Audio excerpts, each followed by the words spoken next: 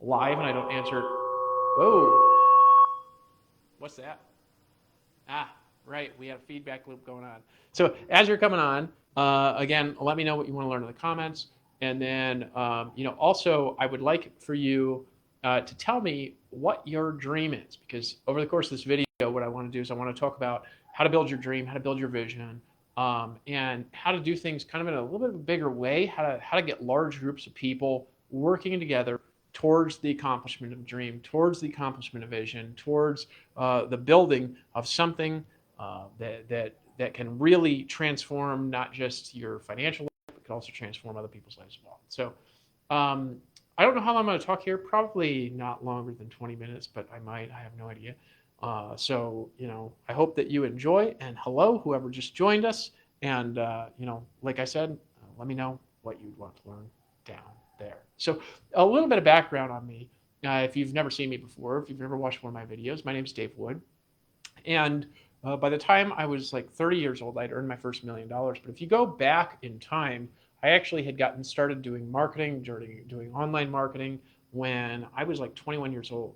And if you go further back in time, I actually got started selling and doing things like this much earlier in my life. Actually, the very first time I got a sales job when I was 18. I was selling rainbow vacuum cleaners, if you could imagine that, and literally door to door. So we would knock on doors, we would set appointments, and then we would show a presentation for like a $3,000 vacuum. I have some hilarious rainbow vacuum stories, which I'm not going to tell tonight. And so in this video, this is just, obviously I wanted to teach you some things. And so there's not anything for sale. But if you do want to buy, you can always let me know, obviously. Just say, hey, David, I'm in the mood to buy something. Here's my credit card information. Feel free to pass that along. And I'm happy to, figure out something to sell you. I'm joking. I obviously deliver things of value all the time. But yeah, so in any case, I got started building businesses originally when I was very young. But when I was very young, I didn't really have a background education and a background knowledge that allowed me to build something big very quickly. I had to learn how to do the things that I learned how to do, through a series of difficult lessons that came from hard knocks. And then eventually I was able to run into some mentors that guided me along a right path, where I was able to have some breakthroughs that enabled me to build my first teams. And then I went from building my first teams, which the first ones I built were kind of, they were kind of dinky actually today. I would be disappointed if I ever started a project today and the project launched and reached the size of one of those first teams that I built, like 100 or 200 people or whatever. But at the time it was quite significant. And then later I got involved in building some businesses on the internet, and I was able to build some businesses that got quite large. So the first one that I built that was any significance had about maybe 10 or 20,000 people in it. I say 10 or 20,000 because it was like 10,000 that later turned into 20, but then there's like inactive, active people and stuff like this, and I didn't really know. Actually, that team eventually got up to maybe having 30,000 people in it.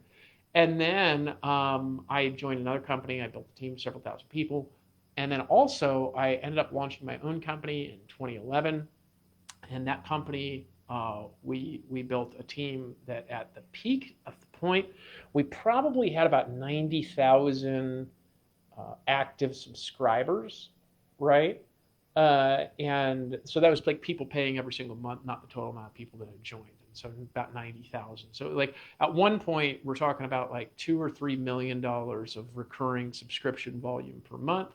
And that was a pretty cool experience. But I believe actually that it's possible to do things at a much bigger level than what I've ever done in the past, because I've not only seen other people do it, but also I've learned some things. And so today, what I wanted to do was I wanted to share just some concepts with you, okay? That if you take these concepts and you apply these concepts in this video, it's going to make a massive difference in your life. Now, some of the different, this is a key, right? So the concepts that I'm going to teach you, some of the difference will come like that. Now, some of the difference that from applying these strategies will take a few months. And some of it you won't really see unless you continue doing it over like the next 5-10 years, okay? So we're going to talk about how to build a vision, okay?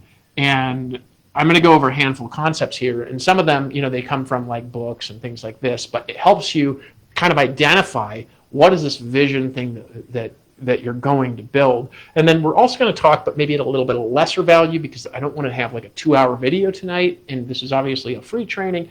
On a lesser level, we're going to talk a little bit about something called values, right? Which is really what values are. People don't really necessarily understand what values are. Values are really like the order and sequence of what you actually find important, not what you theoretically find important. Like, it's not like the thing is like, this is how I wish my life would be. What your values actually are may be very different than what you hold in your head as your own little internal representation of your values, but your values actually are, it's what you actually do.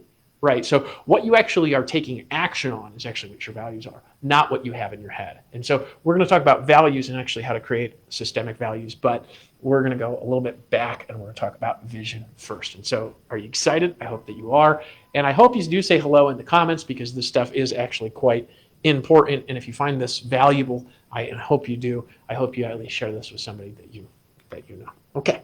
So what is a vision? Well, a vision, it's like that guiding internal principle that projects you forward and towards a destination that you're in the middle of, but also that you're building towards, right? Like your vision might be, for example, your vision could be anything. And I'm going to be generic about this in the sense that in order to do something truly great, I do believe that you need to eventually have a vision that supersedes something selfish, right? It's like going to be above some sort of like selfish desire. I think that's important, because if you don't do that, you're going to stay stuck on money, but for the sake of just creating a result. It really doesn't matter what your vision is as long as you have one and that it motivates you. Okay, so your vision could be anything that motivates you to start, but eventually you do want to graduate to something that is sustaining, right?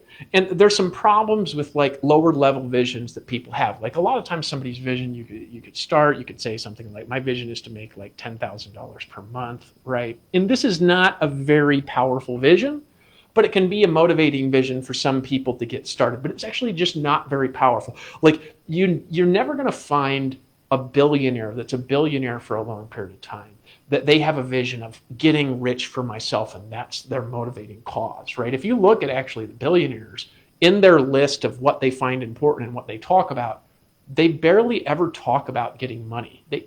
I've never even heard a really famous billionaire talk about how rich they're going to get from what they're doing. Never. Because if you look at whether it's an Elon Musk or somebody like Mark Zuckerberg or somebody like Bill Gates, they're always talking about a vision that is impacting the world on a big scale and all the people that are going to be helped by that vision. For Elon Musk, it's something like building a city on Mars. Now, let's take the political drama for a second out of Elon Musk, right? For a second, talk about his business acumen. He does a good job, right? And people are like, well, what about what's going on with Tesla? Right? It's like, okay, have a life, right? Have you ever built a company as big as Tesla? I think not. Let's look at its business acumen, right? So if we look at this, right, Elon Musk has built these incredible companies. And if you look at his companies, it's all about like bringing electric cars to the world to help, the ecosystem of the world. Or so building a city on Mars is like a driving vision, or finding the truth about the universe, right? If you go into XAI or something like this, like these massive visions of the world, right? And if you look at the vision behind Facebook, right? It's like connecting the world, right? And this kind of thing, right? So how does a real vision build, right? First of all, there's some ideas that are going to be useful for you to understand when you're getting started and actually building a vision, right? Number one, with a vision, right, that's useful to understand. Again, useful to understand.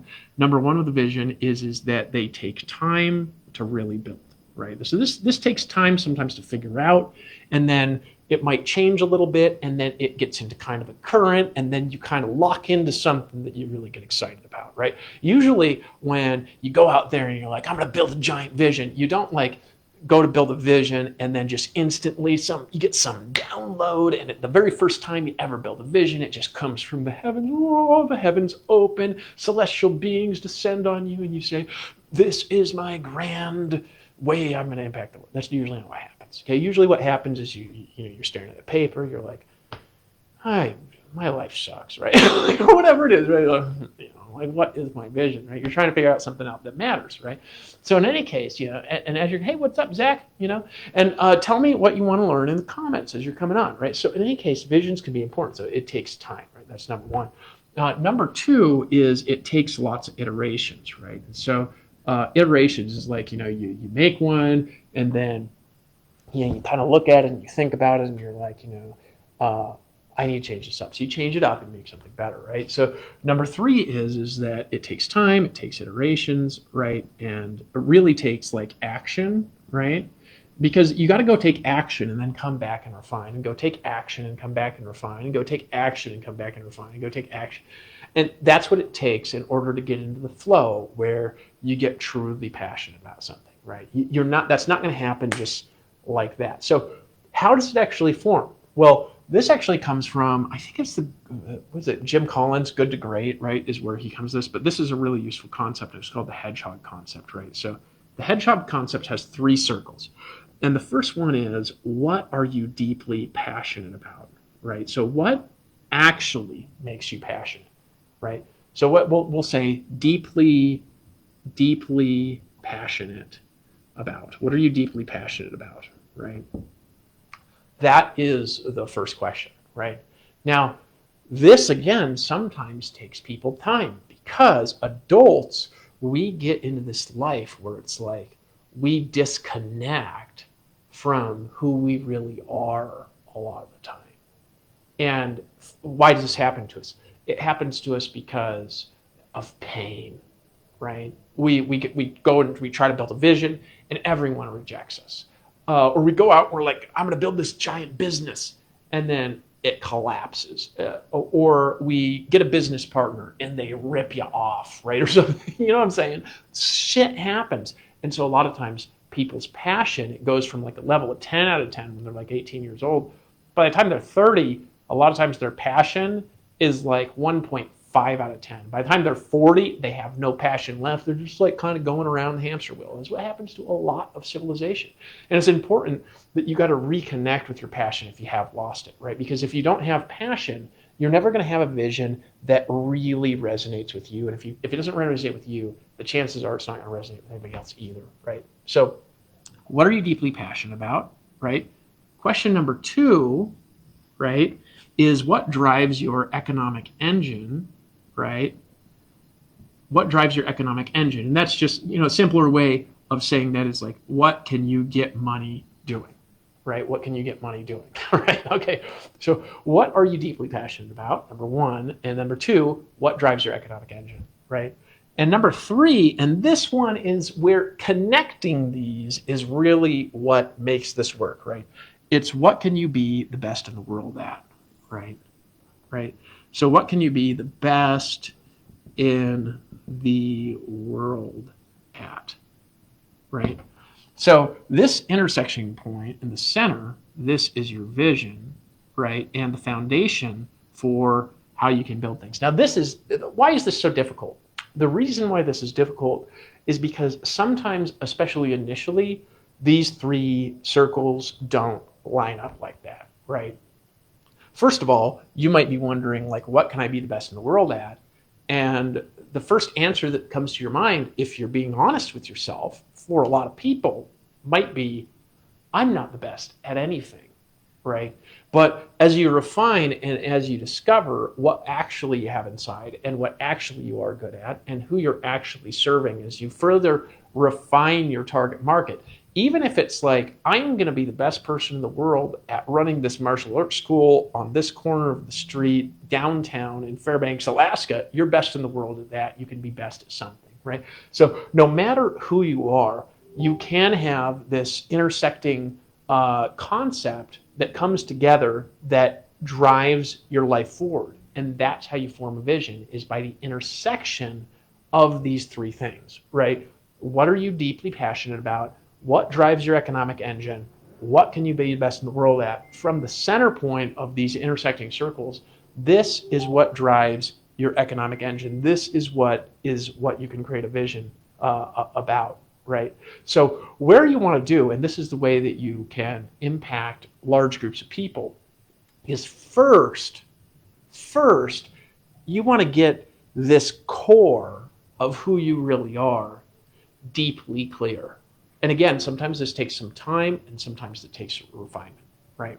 Without having the core shine and without having that really clear, people are not going to follow you, right? And this is something that if you don't get that, you're never going to be a leader, right? Because people won't follow people that are not clear about their vision, especially for a long time, right? If you want to be a leader and you want to actually impact other people, you got to be clear in the center of who you are, in the vision behind what's driving what it is that you're creating.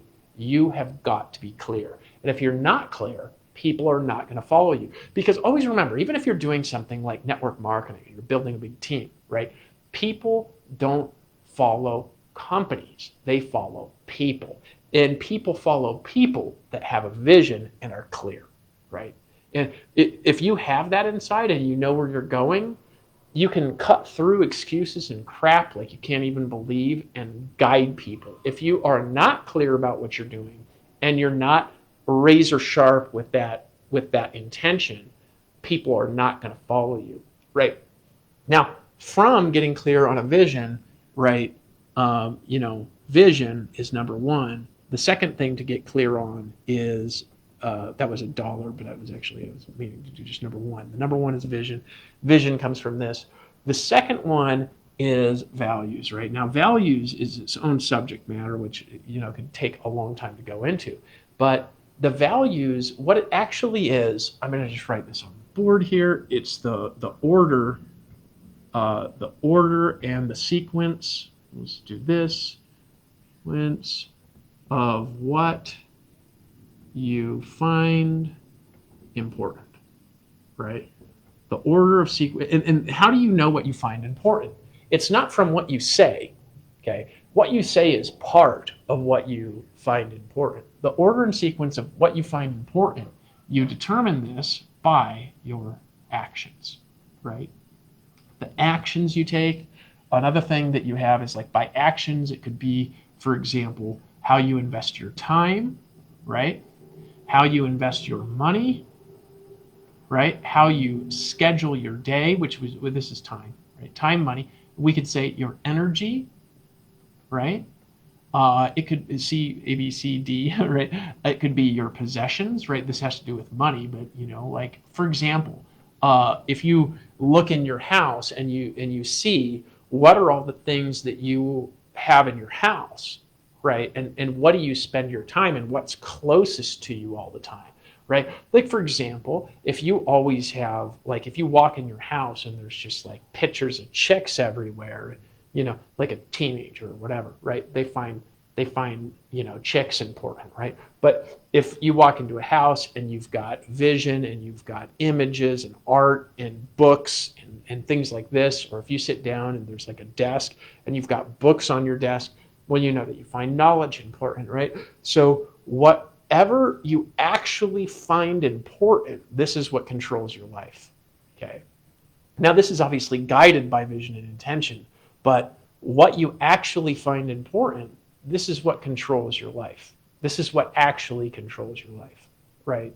Because you don't do what you don't find important, right?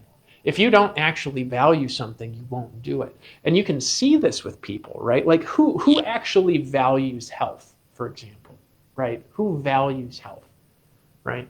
Everybody says, they all value health. If you survey a population, like, what do you value the most? Health, wealth, or happiness? Oh, health, right? Health is the most important, right? But how do you know if somebody values health, right? Look at them. If somebody is overweight and they're eating a hot dog and they have ice cream in their other hand. I remember I'm going to tell you a funny story, right? I was at this job. This is when I was younger. I used to work for USAA. I was an insurance agent in like all 50 states, right? And then, 48 states. I think there was like New Hampshire and some other one where it was difficult. It was property and casualty, like way back in the day, right? I was like 21. I can't believe how old I am now. Look at this giant, like, bald spot on the top of my head, right? Like, I need to, like, get some spray paint to paint some fake hair, like, get a surgery or something to implant it, or just say, screw it, and just, like, shave it all off, you know. That's why Buddha really did it. He was getting old. That's why he really shaved his head. But in any case, what happens is that I go to this job, and there was this girl there, and she was always complaining about how fat she was. This girl was so fat, you couldn't even imagine how fat this girl was. Like, she sat down in her chair, and her like blubber just like hung over the sides of the chair, like you can't not make fun of it because it was so ridiculous. And she had like snacks everywhere, and she was always complaining about not losing weight. And I had to sit there all day and listening to her like literally, she would put herself on mute while she was on phone calls and and just like all day, like smacking down like candy and chocolates and freaking potato chips. And she was so fat, like you can't even get a comedian could not even make jokes to make fun of how fat she was that was sufficient to explain the fatness of this chick, right? So I was just like, if you want to lose weight, you got to stop acting like a fatso. Stop eating all that shit, right? And she got really mad at me. But in any case, right, like, how do you, did she really value health? Did she really? No, right? You know who values health is somebody like, if you look at a photo and that person, they look like they're in shape, right? And you can tell by their energy. Like my friend Aaron Rashkin, who I've known for over 10 years, right? If you look at his photos, he looks like He-Man.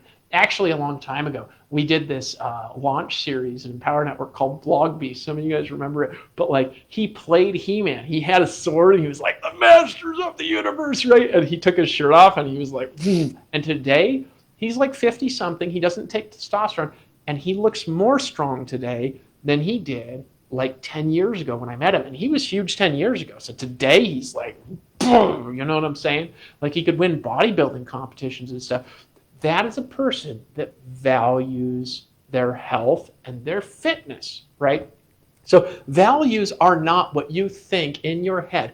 This should be important. That is not what a value is. What a value is what you actually, by your actions, demonstrate is important to you. Like for me, for example, personal development is important to me. It's actually more important to me sometimes, unfortunately, than work, right? Like for me, I will do like personal development more than I will work, no matter what's going on, right? But that's one of the reasons why I've been able to do some of the things I've been able to do over the years, is because personal development shows up 5 and 10 years later after you begin doing it. A lot of the times it takes a long time to build momentum, right? And actually, you can think about this like another important thing of how to get people to do great things. And what's up? Hey, what's up? Draw a rabbit. I may draw a rabbit. Can I draw one? Hold on a second. Somebody said draw a rabbit. That was like what they wanted. So, you know. I don't know if this actually is what a rabbit looks like. Here we go. Here we go. That's my rabbit. Somebody did ask. Is that a pretty accurate rabbit? I don't know. That's not so bad, right? Let's hope a wolf's not chasing him because he's just sitting still. But in any case, right, somebody said draw a rabbit. Hey, Chris, there you go. I have now for you, I have drawn a rabbit. If somebody actually wants to request something useful in the comments, I can do it. What was I going to talk about before the rabbit? There was something particularly... Oh, yeah. I was going to talk about something about, right, time. I was going to talk about time for a second. So there's some useful things with time, and this is something that you have probably heard a lot, but maybe you haven't had it explained so well.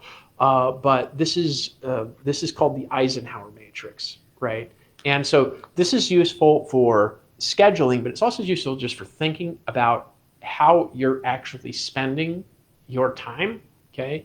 And that is that you have this matrix, right? And this has come up with by Eisenhower, which is why it's called the Eisenhower matrix, right? So you have, number one, you have urgent, and you have, I can't remember which one's which, urgent, and you have important, right? And, there's two intersecting scales. And so over on this one, quadrant one, you have things that are urgent, right? And they're important, right? And then over here, you have things that we'll say not urgent, right? But they're important. This works. And then we'll say not important down here. And then over here, you have things that are not urgent, but they're important, right? So this is like quadrant number two, right? And then over here, you have things that are urgent, but they're not important, right? And then you have things that are not urgent and not important over in the lower right. Now, not urgent, not important things. What do we do with this kind of stuff? We can start here, right? This is the things that if you have this stuff in your life, all successful people in the world, right, who do great things and lead great groups of people, do as best as they possibly can, although none of us are perfect, at totally eliminating all of that shit, right? The reason is because, you know, if you have something that's not urgent and it's not important, why are you doing it in the first place, right?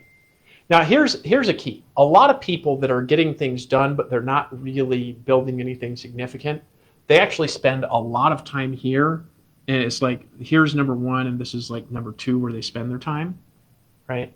And so this would be like doing something urgent. This is important stuff that has to get done. It's both urgent to do and it's important to do. Like, for example, you're building a business, you have a customer complaint, you rush to solve the customer complaint before it turns into a public issue, right? That's important and it's urgent. If you don't solve the complaint, it turns into a bigger complaint, right? Complaints don't just go away, right? So that's urgent and important. Quadrant number two, right? This is things that are, quadrant three is like, it's urgent, but it's not very important, right? You do need to get it done, but on the scale of 1 to 10 of importance, it's like a 5 or something like that, right? This is stuff that people spend tons of time on, this kind of shit, right? And it eats away at your day and it eats away at your soul, right? And there's a lot of examples we can give, but I don't want to focus very much attention on it. But the key is to lessen this amount of stuff. This is stuff that perhaps, you outsource or something like this to somebody else to do, right? Now, quadrant number two, this is where you actually want to spend most of your time, right? Is things that are important, but they're actually not very urgent. In other words, you need to do them, but you don't necessarily need to do them right now. These things that you're doing, they're for the future, okay? And that is, if you spend, like, if you're going to divide up your day, if you could get to it eventually, what you want to do is you want to spend like 80% of your time there. You say, why would I want to spend 80% of my time doing things that are not urgent, but they're really important? Because that's all the stuff that builds your future.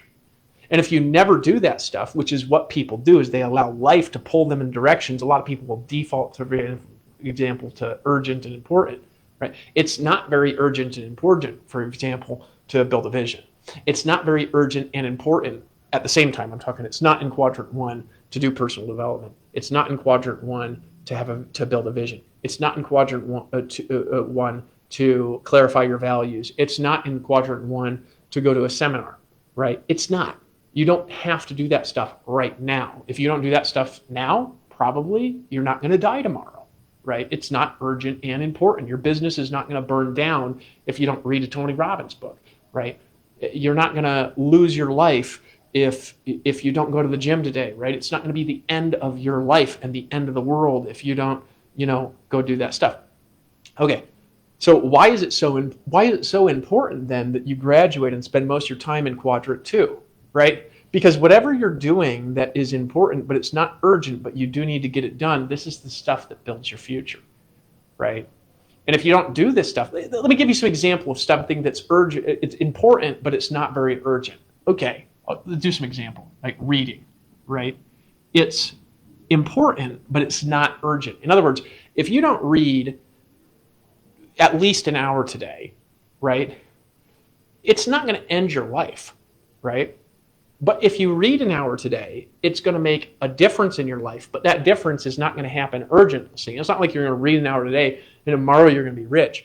But if you continue reading an hour per day, right, it gives you that slight edge over a period of time to where in 5 years, there starts to be a really big difference between you and other people. Like one of my friends on here, his name is Zach, right? And he's somebody that he's followed me for a long time. And I don't know, it was like a couple of years ago or something like that, or a year ago. He was on a live of mine and I was like, dude, read for like an hour a day. And he actually started doing it, right? And Zach, if you're on here and you hear this, tell people in the comments how big of a difference that this has made for your life, right? Reading every single day, right? He actually started doing it. I see him every week or two. He's posting a new book, and it's made a difference in his job. It's made a difference in his relationship. It's made a difference in how he thinks. I see him posting about it, right? So he's gotten results. So reading is not going to make a immediate difference, but it's something that is in quadrant 2 activity. Another thing that's in quadrant 2 activity would be, for example, doing things like going to the gym. If you don't go to the gym today, right, it's not going to end your life today.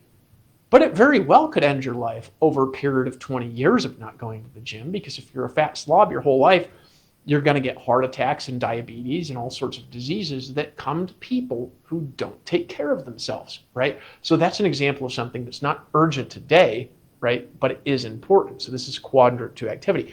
Things like planning. It is not urgent that you plan right now, that you pull out a pen and piece of paper, that you set goals and all this, stuff like this. However, it is important, right? So quadrant 2 activities, this controls your future, right? So the things that we're talking about today, like finding out what are you deeply passionate about, what drives your economic engine, and what can you be the best in the world at, identifying your vision, getting it in writing so that you can carry it around with you, maybe in your wallet, or you have it on a website that people can read. So you're declaring it to the world and it's resonating with people. So people can identify, right, what is your impact statement? What is the reason why you're here and who you're here to serve? And if they can't identify that in a line or two, and you can't explain that to somebody who's 5 years old, you don't have a vision. And actually, I'm going to just tell you, at least 90% of the population has no vision whatsoever. None. Zero. Zip. They have no vision, right? None. So you say, this is in every book. How is this in every personal development book? It's in the freaking Bible. And like, so many people believe in the Bible. Where there's no vision, the people perish, right? You have it in the Bible, right? You have it in personal development books. Every personal development book talks about it. And how come the vast majority of civilization, I'm talking about over 90%, they don't have a vision for anything. They just allow life to carry them where it carries them. And they wind up where they wind up. They go to school because their teachers told them to go to school. That's why school's a good thing, because at least it allows people that are unself-directed to be directed by somebody that can help them get better results than if they had no direction at all, right? But they have no vision, right, for their personal life. They have no vision for their family. They have no vision for their finances. They have no vision for their team. None. Zero. They could be around network marketing for 10 years and they still have no dream, right? Most people fall into that category. You don't want to be one of them. Or you can hear a million personal development speakers talk about it, but if you don't pull out a pen and a piece of paper, start writing down some goals, start saying, what am I passionate about? Start asking some questions, some deep internal questions, start getting clear on what it is that you're doing. If you never do this, you're never going to have a vision either. And if you never have a vision, your life will just wind up wherever it winds up. And if you have good people around you, your life will generally be more elevated like that. And if you have bad people around you, you'll get dragged into their level too, if you have no vision, right? There's another principle of vision that this is so powerful. This is a concept that I just heard eloquated properly just actually recently. But it's what is your signal to noise ratio, right? I'm running out of markers with my pen. Signal to noise ratio, right? What is your signal to noise ratio? Signal is what you're directing, and noise is the input that you're allowing to guide you. What is your signal to noise ratio, right?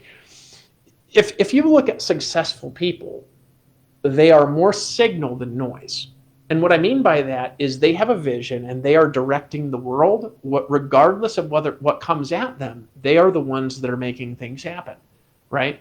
If you look at the vast majority of civilization, they are getting tossed around by the signal that's coming at them, by the media, by the YouTube ads, by the leaders, by the personal development that they're listening to. Whatever is out external that is putting stuff in their mind, they are letting move them around from place to place to place to place. Where if you look at the biggest leaders for the world, for example, I heard somebody said recently about Elon Musk, for example, he has 100% signal, 0% noise, right?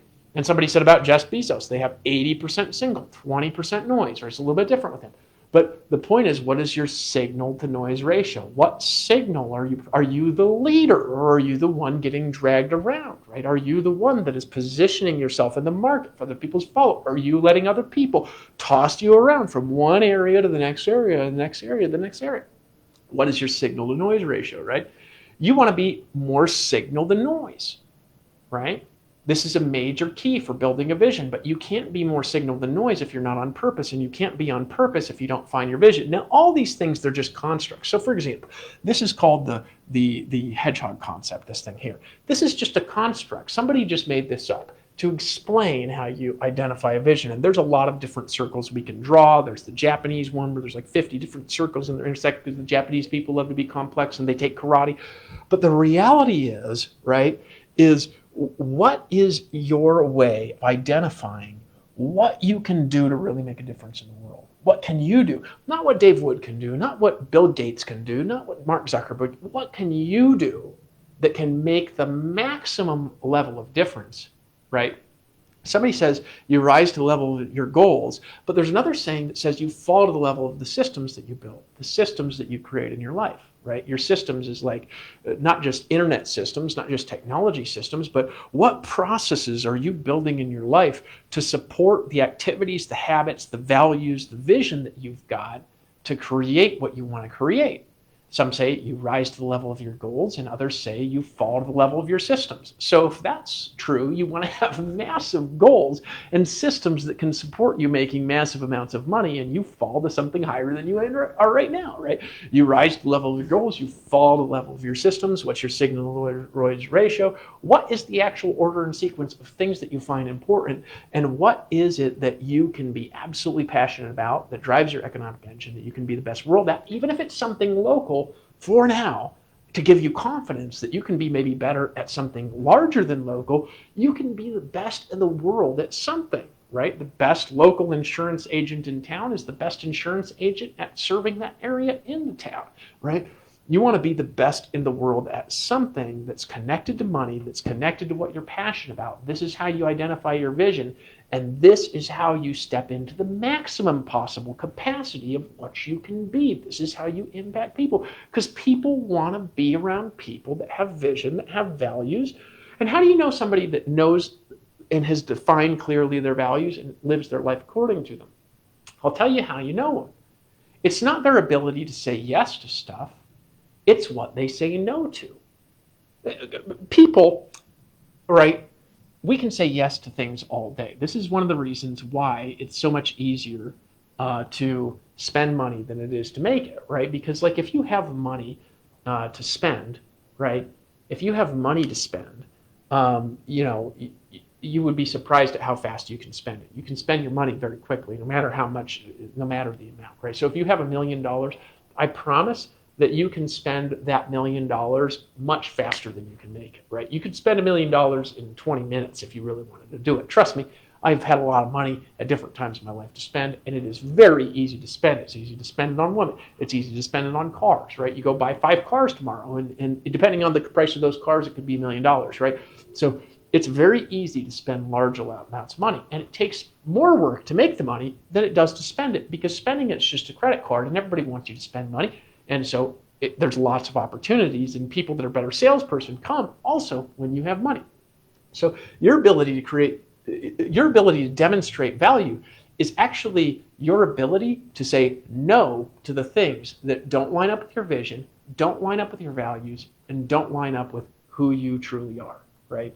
There we go. All right, so I got some more markers. So in any case, who we got here? Zach. Yeah, it feels like it's about to explode your life and results into greatness, right? It does, right? So that's good. Right? He's been reading, right? So in any case, I hope this is giving you some useful tools, and this is obviously not an all-encompassing set of tools, but just this stuff right here could absolutely change your life. Now, if you get this stuff defined, and you put this stuff that I've outlined on the board on top of any other activity that's proven to produce results, it'll improve it. So for example, let's say you're a network marketer and you're already good at network marketing. You're already good at it, right? Let's say you make a few $1,000s a month, which is better than most people will ever make in network marketing. Right? You're good at it, okay? So just getting your vision clear and just getting your values in alignment, and that takes work, by the way. It takes work to move values, and we could do another video on how to move values. They're simple to move, but it takes work, okay? It's not like it's the hardest thing in the world to move your values, but it takes work to move your values, right? Conscious effort, paying attention, number one, what your values are, and then taking a look and saying, All right, how do I rearrange this to where I'm the kind of person that says no to the things that are taking me off course, right? And say yes to the things that are on course, right? So it's your ability to say no and your ability to say yes, that discernment to say, no, that's not what I want. I want this, and to stay on focus, and to stay on focus, and to stay on focus, and to stay on focus. More signal than noise, right? You're like the noise is coming at you, and you're just like walking forward, and there's like people yelling at you in every direction. You're just like walking straight forward towards what you want that nobody else can see. That's more signal than noise, right? What's your signal to noise ratio, right? And then look at your life and look at what is it that's occupying your day, and say, where is 80% of my time? And I promise you, for 99% of you, 80% of your time is not quadrant 2 activities, right? So quadrant 2 activities is things that are not urgent, but they're important, again, right? So personal development, reading books, it could be showing a presentation, it could be planning your week. These are things that are not urgent, but they're very important to do, right? Now, if you don't plan, what happens is that more fires come, and then they're urgent to put out. So then your life is consumed with urgent things because you're not doing what's not urgent and important in advance. The more you can get here, the less stuff comes at you that is urgent, as another key. Less stuff comes at you that's urgent if you stay in this quadrant a majority of the time. But one of the things that's more difficult is if you have a life where your life is controlled by outside forces for the moment. For example, let's say you are in a job where it's kind of like your schedule is dictated and your boss is always telling you to put out fires and to run around like a chicken with your head cut off. Well, then it's going to take some time and effort and energy to get to a point where you can be doing things in advance all the time and planning all the time for something that's 6 months out, a year out. So that way you're just always hitting deadlines in advance of when they're coming and planning for the next thing. Well, something that you built, 2 years ago is making you money, and then that's building up, right? If you stay in quadrant 2, right? So these are not just concepts. These are things that you do. These are action states. But what's going to determine whether or not you do these things is what? It's actually your values. Do you find it important to create the most prosperous life possible? Do you actually find it important? You say, well, yeah, of course I do. Okay. Are you going to watch The Simpsons when this video is over? Or are you going to take some action? Or are you going to pick up a book? Or are you going to plan your week? Or are you going to set some goals, right? What you actually find important, not what you just say, not what you just think when someone says, because if you ask anybody, what do you find important? It's like, oh, well, having a great marriage, being close with God. It's be like being close with God, having a great marriage, being a great dad. And then it's, being a great business leader. Right? You ask them then, they say this because this is what they heard in the audio tapes from Amway or their pastor all these years ago, right? But then you look in their life, right, and you just see what their values are. See, values, you can see them because they're physical. They physically show up in people's surroundings 100% of the time wherever that person goes. Okay? You can't hide values. You can't hide values. So I can give you lots of keys to switching your values around. Maybe there'll be a key for another video though. So maybe the next video, remind me, right? If I don't do it within the week or whatever, maybe the next video I put out, I'll talk to you about just how to take a value and move it. How to take something less important in your values and move it to something that's more important, right? Would you like that? If you'd like that, you could just let me know, in the comments or whatever, and then I will, pop on there and do a video. Because if you move a value, it can literally rearrange your entire life because your whole life just spontaneously reorganizes to meet whatever it is in your values, right? So then there's some keys to taking these principles and moving them across organizations of people. And that's really what I'm a specialist in. And again, it's not the subject of this entire video because this video is short, but what moving values across an organization really has to do with, it has to do with speaking your vision to growing groups of people in sufficient quantity and consistency in order for that vision to catch into a certain amount of those people in order to where you start to develop things like disciples and followers, right? In old biblical language, right? But really a group of people who are going to carry the torch forward. And it's like when there's a certain size of a group that aligns energetically with a vision, that vision, it's almost like it turns into a living organism. And what do living organisms do? They self-replicate, right? So it's like when a certain amount of people are aligned energetically with a vision, that vision starts to spontaneously regenerate and create copies of itself, okay? When it has the right systems overlaid on top of it, and when it has the right activities on top of it, and when it has the right cultural mechanics on top of it. Now, this is a subject for another video, but I hope this video today gave you value and gave you something to do. So how do you tell what your values are? What do you actually do? Okay. If you say you value your health, but the last time you went to the gym was 2.5 months ago, let me tell you something. You don't value your health very much. If you say, being healthy is very important to me, and the last thing that you ate was McDonald's cheeseburger, and then after that you had some sort of Slurpee or whatever, or ice cream, and then you look at the last month, and that's kind of like what you do every day. No, you don't value your health very much, right? You say that you do, but you don't, right? If you say, it's really important to me to be really healthy, but you look down and your stomach's like this, and it's not shrinking, okay? If it's shrinking, you might value your health. But if you look at your stomach and you can't see your toes, you don't value your health very much. But if you say, I value my health, and you take your shirt off and your pecs, they're a little bit bigger than they were last month, maybe you do value your health. If you think about your last meal and it was like something that was on purpose, so you don't have to be perfect, but your meal was on purpose. It was like you had your meal like that meal is there to accomplish a goal, like it's there to make you more strong, it's there to make you more healthy. Okay, maybe you do value your health, right? If you say, I value wealth, right? But you look at what you did yesterday and you played video games in the morning when you were on your break at work, you ate McDonald's, and then when you got home, you flipped on The Simpsons and you're so exhausted you can't do anything because you're not motivated. No, you don't value your wealth. And it doesn't mean you can't, it just means that you don't. Now, here's the thing about life. If you look at your life and you're honest about it and you don't like it, it's beautiful. Why? Because you can change it. And if you change it, you're going to get a better result. That's the thing that's amazing about life. It's the thing that's amazing about existence, is if you acknowledge the way that it is. And here's the thing I want to tell you. Whatever your result is in your life, you're responsible for it, good or bad. And if you acknowledge that, which is not easy if it's not what you want, that gives you the power to change it. It's better to be in power and be in a low position than to be weak and be in a low position. I would rather be in a low position and have my power than be in a low position and be weak because I won't acknowledge the truth. That makes sense, right? If that makes sense, let me know in the comments.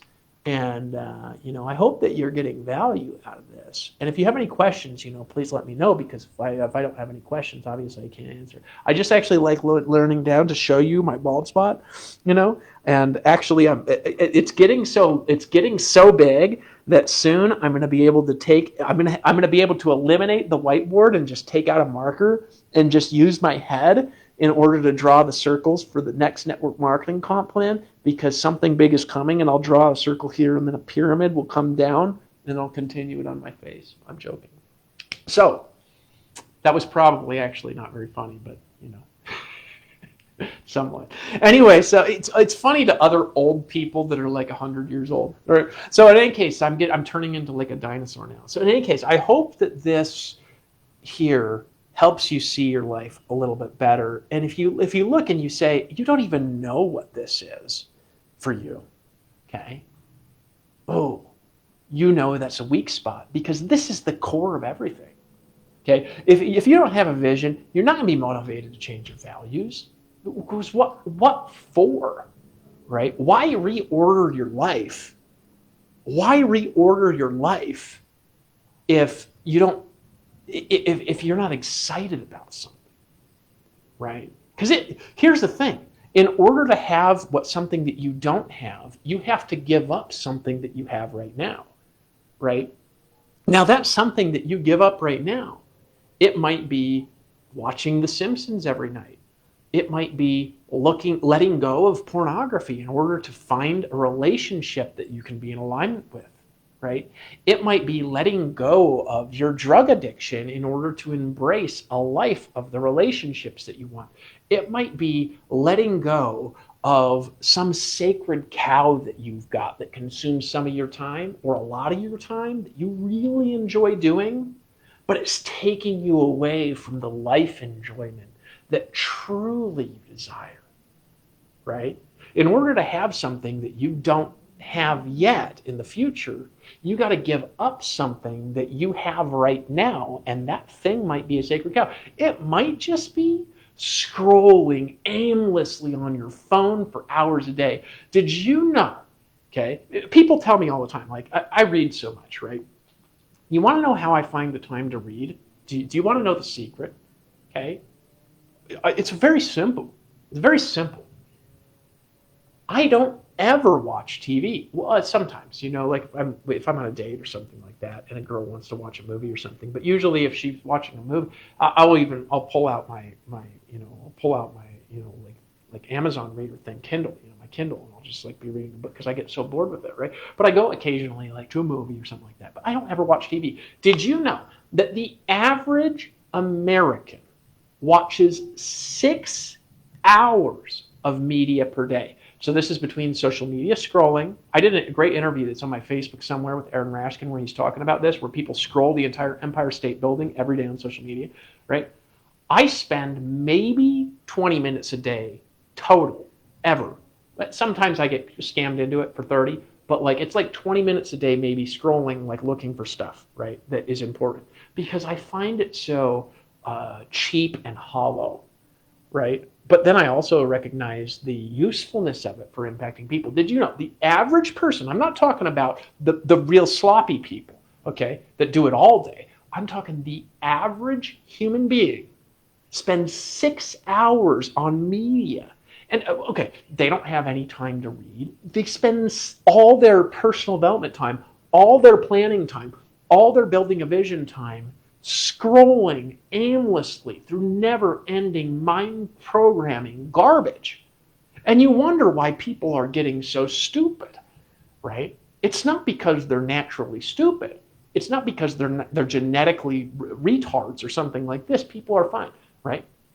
Excuse me if you're offended by the word retard, right? I'm not talking about real mentally retarded people. I'm talking about social media retards, right? It's why people are losing their minds and losing their intelligence. It's because all day watching TV, another control. Give me the remote control, flip to the new show, right? They flip on the Netflix and they're addicted to the artificial intelligence on Netflix, and then they pull out their phone, they're scrolling aimlessly for their phone, and their old dusty books never get open because they're spending 6 hours a day on video. That's average. This is why people stay broke, okay?